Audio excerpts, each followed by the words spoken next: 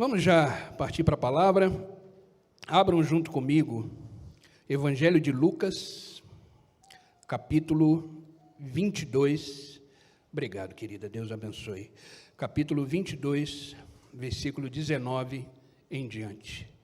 Eu confesso que durante essa semana eu fiquei orando ao Senhor, pedindo que Ele me desse uma direção, uma palavra, para que eu pudesse compartilhar com a igreja, e eu falei para o Senhor assim: Senhor, é ceia. Vamos estar reunidos na Tua mesa. Então, que o Senhor fale aquilo que o Senhor deseja para a sua igreja.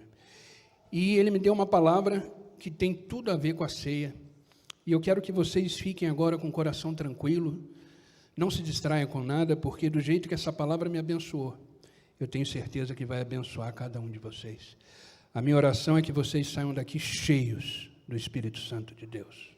Amém, queridos? Evangelho de Lucas, capítulo 22, versículo 19 em diante. Eu vou ser bem breve, bem rapidinho por causa do tempo, mas Deus tem algo para o nosso coração. Diz assim a palavra de Deus: tomando o pão, deu graças e partiu, e deu aos seus discípulos, dizendo: isto é o meu corpo, que é dado em favor de vocês. Façam isto em memória de mim. Repitam essa palavra, essa frase: em memória de mim. Da mesma forma, depois da ceia, tomou o cálice, dizendo: este cálice é a nova aliança do meu sangue, derramado em favor de vocês. Feche os olhos, querido, vamos orar mais uma vez. Pai, a Tua palavra mais uma vez foi exposta. E quando isto acontece, Senhor, ela não volta vazia, antes ela produz aquilo para o qual ela foi lançada. Que a Tua palavra agora, Senhor, possa encontrar em nós corações férteis, mentes tranquilas, para recebermos da Tua semente, que é a Tua palavra e que é a verdade. Fale conosco, Senhor, de uma forma profunda, especial. Que ao término dessa mensagem, Senhor, o Teu nome possa ser glorificado.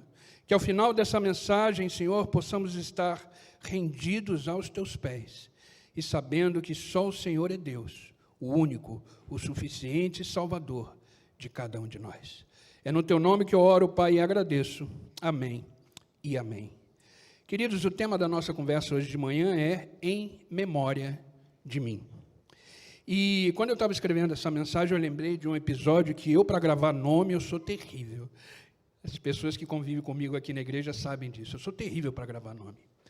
E um belo dia, terminou um culto, veio uma moça, falou assim: eu pedi que o pastor Aquiles orasse por mim. Eu acho que ele já está sabendo. Você teria como falar com ele? Eu falei: claro. Eu falei: qual é seu nome? Aí ela falou, não é o nome dela, tá, gente? Eu vou chutar um nome aqui só para vocês entenderem. Ela falou assim: Janaína. Aí eu falei: tá bom. Aí fui lá, na sala do pastor Aquiles, bati na porta, falei: pastor, tem uma pessoa aí querendo que você orasse por ela. Tá bom. Qual é o nome dela? Eu falei: Janaína.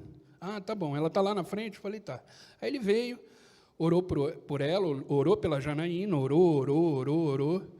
No final, ela falou: pastor, eu recebo a oração, mas meu nome é Sandra. Ele me olhou, eu estava lá atrás, ele me olhou, sabe aquele olhar? E depois ele falou: pô, Fê, assim você quebra minhas pernas. Eu falei: então, eu com nome eu sou terrível, porque tem a ver com memória. E eu sou terrível, se você me falar o nome, sinceramente, eu vou gravar naquele momento, mas se eu der 3 passos, eu já troquei o nome. Então, eu já fiz recibo aqui uma vez, que a Dani pediu, e eu coloquei o nome errado. Ih, gente, é maior confusão. Em termos de nome, eu estou confessando aqui um pecado. Por que eu estou falando isso? Porque quando ele diz em memória de mim, o que Jesus quis dizer com isso? E eu comecei a ficar pesquisando, eu falei: o que será que ele quis dizer com isso? Porque não é só um memorial. Na medida que eu fui desenvolvendo a mensagem, eu descobri que dentro dessa frase, em memória de mim, existe muita coisa. Muita coisa. E eu comecei a fazer uma pesquisa, e eu falei: o que será? O que significa a palavra memória? E eu achei no dicionário que memória significa função geral de conservação de uma experiência anterior. Função geral de conservação de uma experiência anterior. Eu falei: mas agora eu preciso saber o significado bíblico dessa palavra memória. E eu fiquei impressionado com o que eu encontrei. E aí é essa palavra que eu quero trabalhar em cima da mensagem. A palavra memória, ela no hebraico, ela significa zakar. O nome hebraico da palavra memória é zakar. E o significado da palavra zakar no hebraico significa pensar. Pensar. Ou seja, quando Jesus Cristo diz, façam isso em memória de mim, Ele está dizendo, pensem em mim. Que o seu pensamento, que o seu foco, no momento da ceia, esteja em mim. Em mim. Então, toda vez que você lê a palavra memória na Bíblia, entenda isso. Significa pensar. Por exemplo, Evangelho de João, capítulo 14, versículo 26, diz assim, mas o Consolador, o Espírito Santo, a quem o Pai enviará em meu nome, esse vos ensinará todas as coisas e os fará pensar em tudo o que vos tenho dito. Está escrito lembrar, mas se você vai no original da palavra, pensar em tudo que vos tenho dito. E quando eu comecei a entender isso, eu comecei a entender quando Paulo diz que o nosso pensamento deve ser nas coisas do alto. A renovação da nossa mente é a renovação do pensamento. Então entendam isso, trazer à memória, quando Cristo disse isso, é fazer a gente pensar nele, em todos os momentos da nossa vida. Trazer à memória o que Cristo fez no momento de uma mesa, é trazer à memória uma série de coisas que o Senhor fez, por mim e por você. E eu separei aqui algumas coisas, que inclui esse pacote, quando ele diz, em memória de mim. E a primeira coisa que a gente precisa lembrar, que a gente precisa focar o nosso pensamento, quando ouvimos e quando lemos Cristo dizer em memória de mim, é o seguinte, primeira coisa, lembre-se da vida que ele viveu. Pense na vida que ele viveu. Quando você estiver com o cálice na mão, quando você estiver participando do corpo, lembre, pense a vida que Jesus Cristo viveu por mim e por você. E em Atos dos Apóstolos, fala um pouquinho sobre isso. Atos, capítulo 10, versículo 38 em diante, vai falar um pouquinho da vida que ele viveu. Concernente a Jesus de Nazaré, como Deus ungiu com o Espírito Santo e com poder, o qual, agora vem, andou por toda parte fazendo bem e curando a todos os oprimidos do diabo, porque Deus era com ele. Nós somos testemunha de tudo quanto fez, tanto na terra dos judeus, como em Jerusalém, ao qual mataram, pendurando num madeiro. Mas o que foi a vida de Jesus? Foi curando, foi libertando, foi transformando, foi tirando as pessoas das garras do diabo. Então, quando a gente participa da ceia, a gente precisa lembrar e pensar como Jesus viveu, o que ele fez. Ele veio para fazer o bem, só. E esse bem inclui cura, inclui transformação, inclui amor. Essa foi a vida de Jesus. E não tem como a gente pensar na vida de Jesus quando a gente está diante da mesa. Porque tudo isso que ele fez, que foi curar, foi transformar, ele fez por amor. Ele já demonstrou o seu amor na sua própria vida, antes de ser crucificado. A crucificação é a consumação desse amor. Mas a vida dele foi uma vida puramente de um homem que amava plenamente. Amém? Então, primeira coisa que precisa vir na nossa mente, que o nosso foco deve estar em pensamento, é a vida que Jesus viveu. E eu separei aqui algumas coisas que eu vou só passar rapidinho, para a gente entender bem, que faz parte da vida de Jesus. Em João capítulo 2, versículo 7, o que ele fez durante a vida dele nesse momento? Ele transformou água em vinho. O que eu aprendo com isso é que estamos diante de um Deus que transforma. Eu não sei o que você está vivendo, mas Ele transforma. Ele é especialista em transformar. Então entenda que nós estamos diante de um Deus transformador. João capítulo 4, versículo 46, a cura do filho de um oficial. Isso faz parte da vida de Jesus. Entenda com isso que Ele se preocupa com a sua família.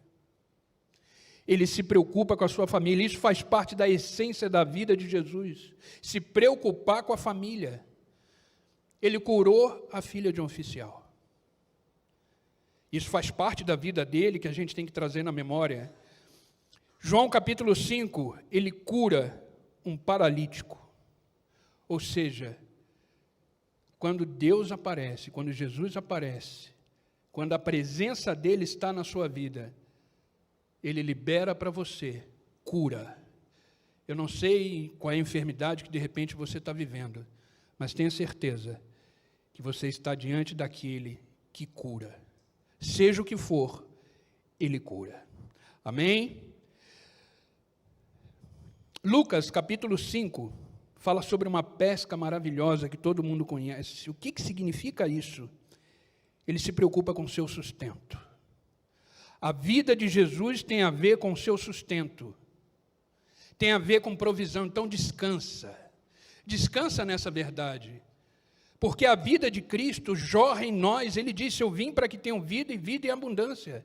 Então essa vida que vemos aqui, esse passo a passo da vida de Jesus, é o que Ele está fazendo em nossa vida. Então essa pesca maravilhosa, eu aprendo que Ele nos sustenta. Porque aqueles pescadores que passaram a noite toda pescando e não pegaram nada, eles não estavam brincando, não era hobby, pescaria, era o sustento deles. Mas quando Jesus Cristo mudou a direção das redes, que é o que Ele faz com a gente, o sustento vem.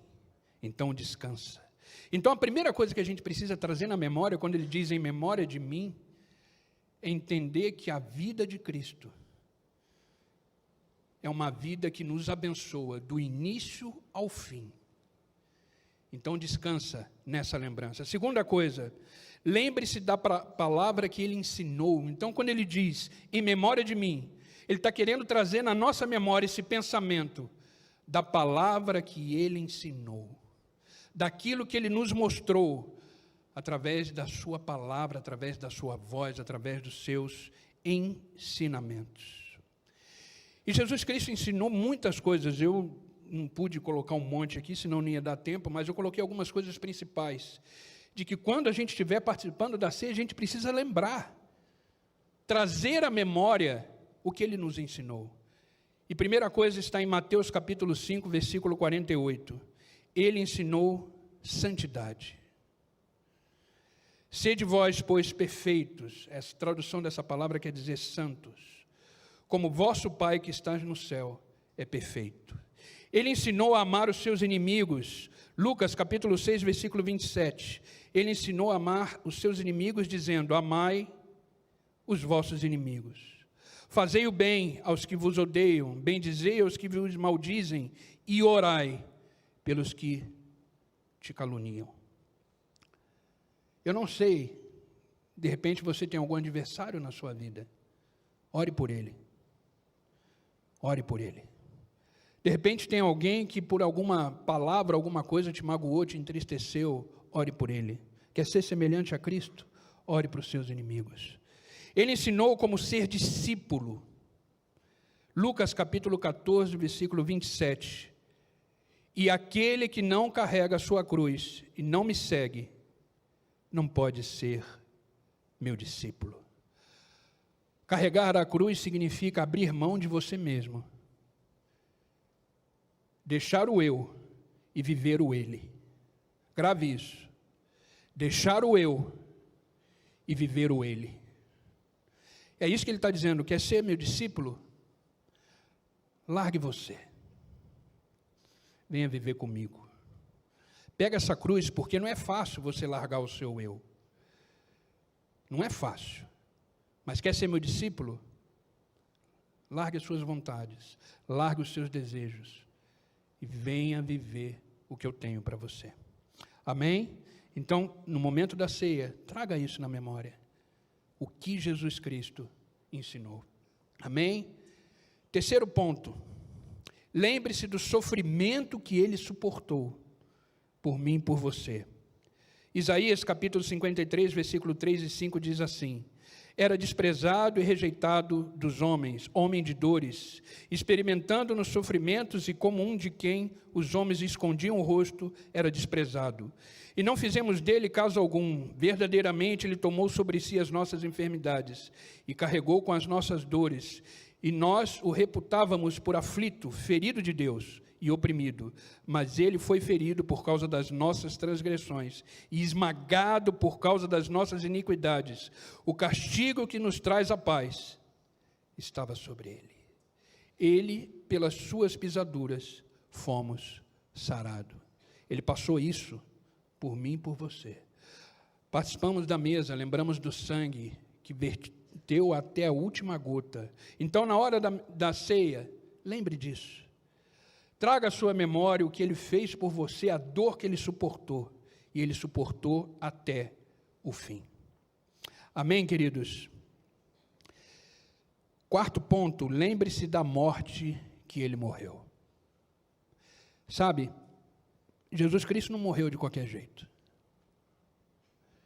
Não morreu de qualquer jeito, ele foi humilhado, ele foi castigado, ele foi partido. Ele foi uma morte extremamente vergonhosa. Mas é interessante que, eu falei isso na oração da ceia ali, do pão, quando Jesus Cristo olhou para a cruz, ele olhou a cruz com alegria,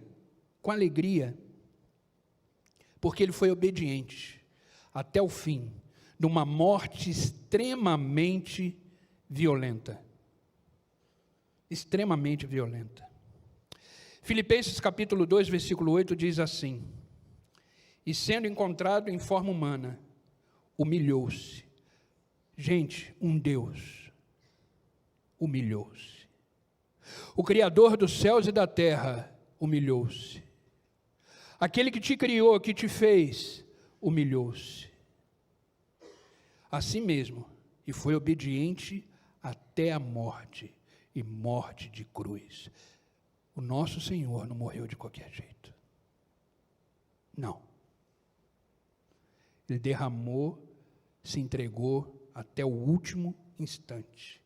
E quando ele percebeu que já estava tudo pronto para a nossa salvação, Evangelho de João, capítulo 19, versículo 30, Jesus disse: está consumado. Com isso, curvou a cabeça e entregou o seu espírito.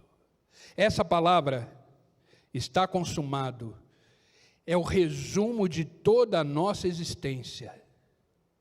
Está consumado significa que eu vim e cumpri tudo aquilo que eu precisava cumprir para você viver. Para você hoje participar de uma mesa, na certeza de que tudo que era preciso para nos salvar, nos tornar filhos e nos dar uma vida, ele fez. Ele fez. Por isso ele disse: está consumado. Tetelestai, está feito, está pronto. Ninguém mais precisa fazer isso.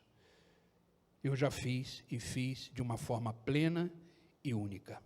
Amém, queridos? Vamos correr para o final. E eu vou pular para o ponto 6, que foram 6 pontos, mas o 6 é o mais importante de todos. Depois da morte, lembre-se da sua promessa: eu voltarei. Eu voltarei. Evangelho de João, capítulo 14, versículo 2 em diante, diz assim: na casa do meu pai há muitas moradas. Se não fosse assim, eu vos teria dito: vou preparar-vos o lugar. E se eu for e vos preparar o lugar, virei outra vez e vos tomarei para mim mesmo, para que onde estiver, estejais vós também. Isso é uma promessa. E quando eu estava preparando esse final, eu lembrei de uma história que tem a ver com a cultura judaica, só para a gente finalizar. o homem, uma família, quando estava na mesa, por exemplo, jantando, o sacerdote do lar, isso era uma cultura judaica, o homem, quando ele terminava o seu jantar, ele pegava um lenço de linho e ele limpava a boca antes de levantar da mesa. E se ele pegasse esse lenço de linho, os servos estavam em volta esperando para arrumar a mesa, tirar as coisas da mesa. O sacerdote do lar, o homem, quando ele terminasse de limpar a sua boca do jantar, a forma que ele jogasse o lenço de linho em cima da mesa teria um significado para aqueles servos, para aqueles judeus. Se ele jogasse de qualquer jeito, significava que ele já encerrou o seu jantar, que ele não ia voltar para continuar o seu jantar. Agora, se ele pegasse aquele lenço de linho e dobrasse o lenço e colocasse do lado do prato dobrado, ele estava dizendo para aqueles servos o seguinte: não tire a mesa porque eu vou voltar. Não tire a mesa, porque eu ainda vou continuar jantando. Agora, Evangelho de João, esse texto não vai aparecer na tela, porque foi no finalzinho que eu coloquei. Evangelho de João, capítulo 20, versículo 7, diz assim: bem como o lenço que estivera sobre a cabeça de Jesus estava dobrado à parte do túmulo.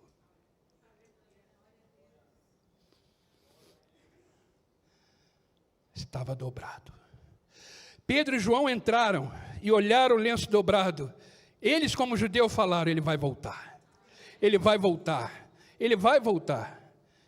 Isso era uma cultura, na cultura judaica significava isso, e Pedro e João entenderam quando entraram no túmulo. Ele vai voltar. Então, queridos, tenha certeza que falta pouco. Falta pouco. Ele está voltando. Ele está voltando. Então, sempre que você estiver diante da mesa do Senhor. Agora, interessante que a ceia naquela época era feita todos os dias. Sempre eles se reuniam. Então, sempre que você tiver à mesa na sua casa, almoçando, jantando, lanchando, entenda que isso é uma ceia.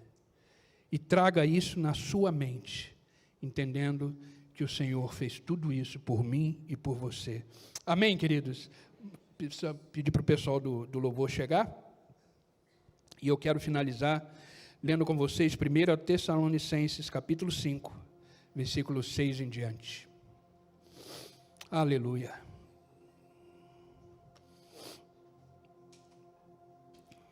Primeira carta de Paulo aos Tessalonicenses, capítulo 5, versículo 6 em diante, diz assim: escute isso com o coração, escute isso com o coração. Pois, dada a ordem, com a voz do arcanjo e ressoar da trombeta de Deus, o próprio Senhor descerá dos céus, e os mortos em Cristo ressuscitarão primeiro.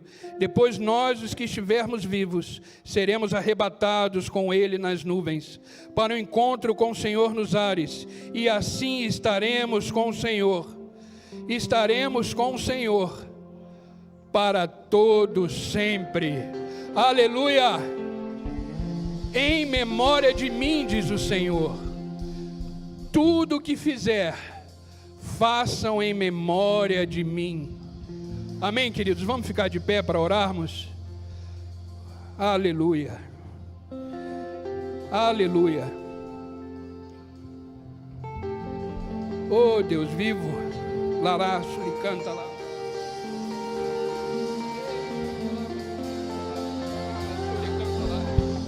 Aleluia.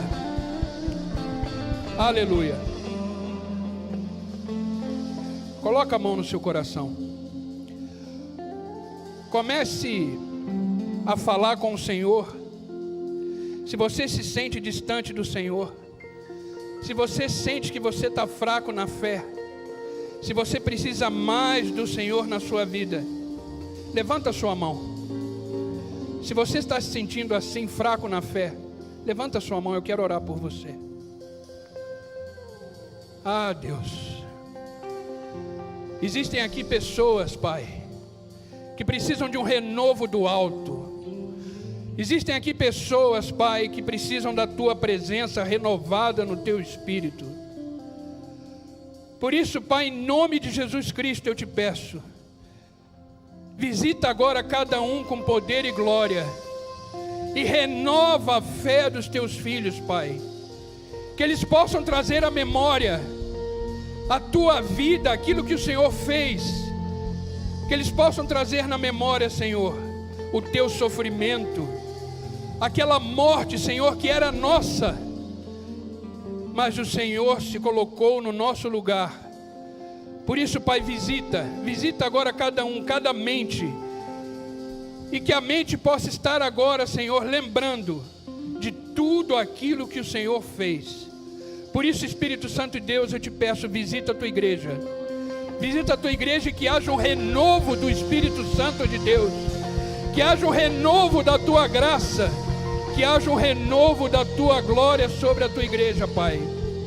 Pai, traga a memória sobre cada um de nós, que o Senhor é Deus, que o Senhor morreu, que o Senhor ressuscitou, e que o Senhor voltará para nos resgatar e nos trazer de volta para casa, de onde viemos, e estaremos eternamente com o Senhor, onde não haverá mais dor, onde não haverá mais lágrimas, só haverá alegria da tua presença, Pai.